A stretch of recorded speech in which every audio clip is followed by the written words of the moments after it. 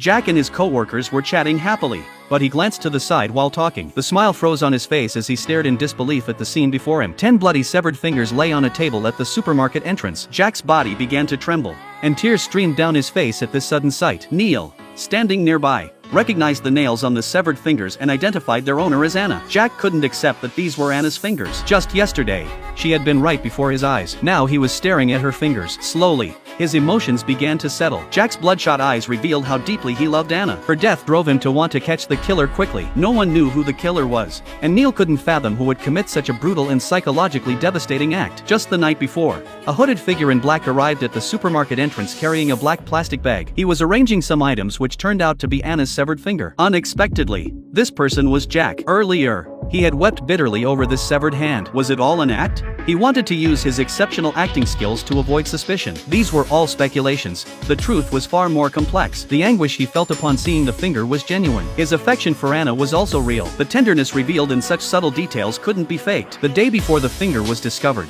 Anna had been brought back to the police station by Jack. He intended to let her sober up there. The officers around them were already accustomed to it. Anna had become a regular there. That night, Anna slipped out the back door when the officers weren't looking, but she left her key behind at the station. Jack picked it up and headed to her apartment. Her place was eerily quiet and dark. He rang the doorbell, no answer. He pounded on the door, still no response. Using Anna's key, he unlocked the door and entered. The apartment was empty except for a key lying on the floor. Just then, Anna's phone rang, the sound emanating from a locked room. He picked up the key he'd found earlier, which fit the lock perfectly. Inside, he saw 10 severed fingers neatly arranged on a table. They were Anna's fingers. He realized Anna might have been murdered. Just then, Tom called, inviting Jack to dinner. Jack hung up the phone, defeated, though he refused to believe it. The killer who had brutally severed Anna's 10 fingers was Tom. They both knew that under local law, without a body, the killer couldn't be apprehended. So Jack frantically searched the yard for Anna's body but found nothing. Jack remembered the family shattered by the killer's crimes. His father driven to suicide,